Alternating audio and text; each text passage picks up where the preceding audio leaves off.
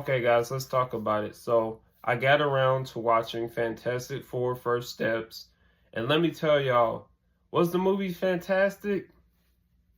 Yes and no, and here's why.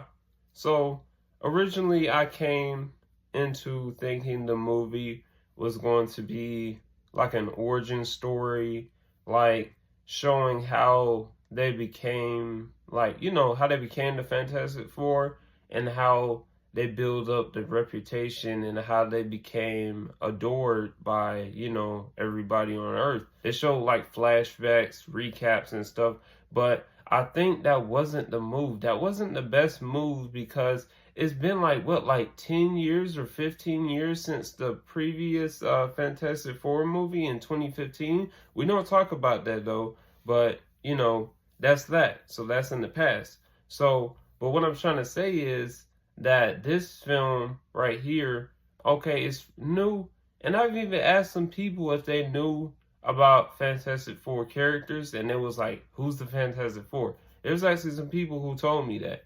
And so basically, I feel like that they should have reintroduced Fantastic Four to make sure that everybody is caught up.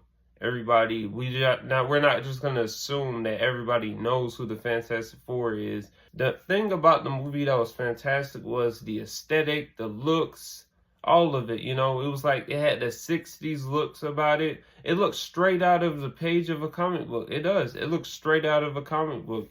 And so I did appreciate that part, and that's what made the film fantastic. I did like the direction that they're going in because before then they were limited because Fantastic Four movies were under Fox, 20th Century Fox. They feel like, okay, yeah, we can expand it, right? This time around, but they played it safe and they fell short on the personalities. I liked Johnny in this film. Invisible Woman, I liked her in this film. Herbie, I liked The Thing. I did like The Thing, but the problems with it was for me and Pedro Pascal, I didn't really like his Reed Richards, Mr. Fantastic. I didn't like him that much.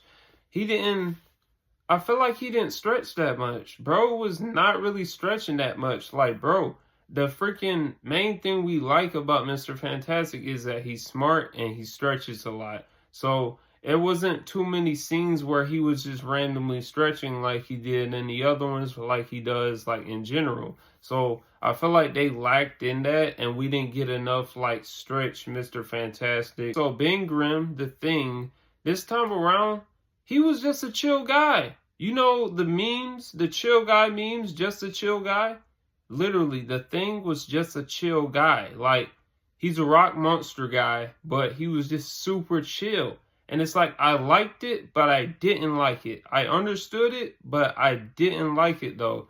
I wanted to see the more grizzled, more disgruntled, Ben Grimm that we're used to seeing in the comic books and used to seeing in the previous film and the cartoon, because that was the thing, he was like the heart of the team, right? He was like a family guy.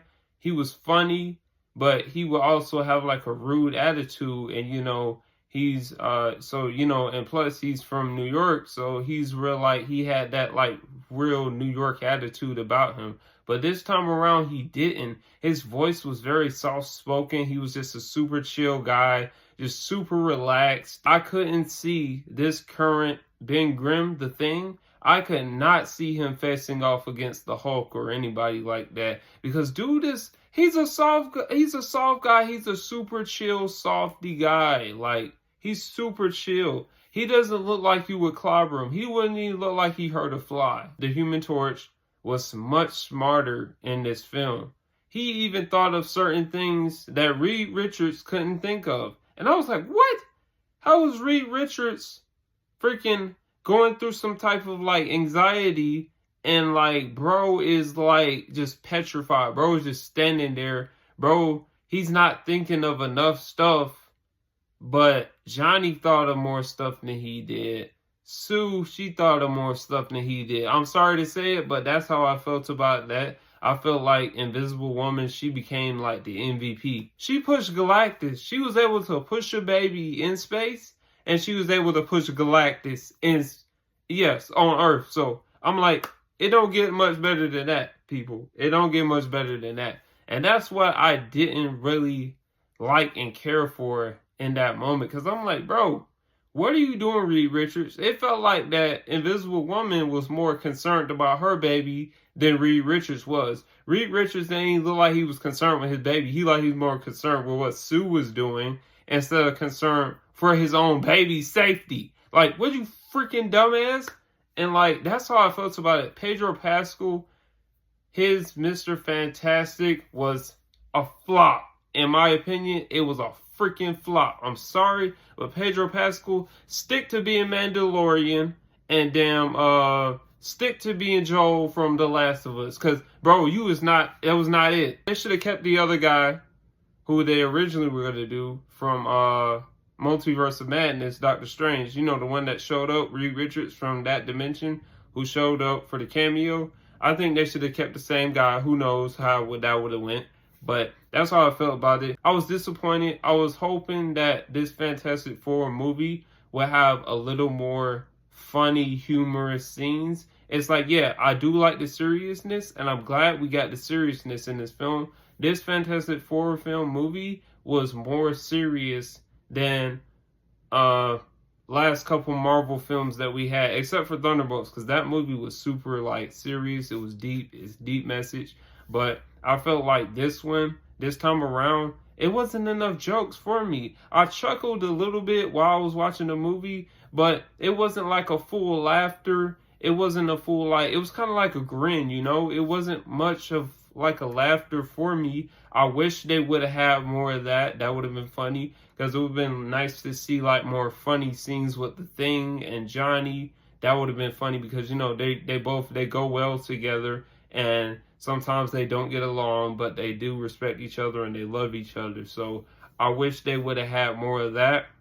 But I do appreciate that they wasn't making the film as a comedy as they have done the previous films, because usually when the superheroes, when they go up against the big bad guys, or when they encounter the big bad guys, usually they crack some kind of jokes and make it like, you know, just, they kind of make it funny in the moment, but it's like, yo, you ruin the seriousness of the moment.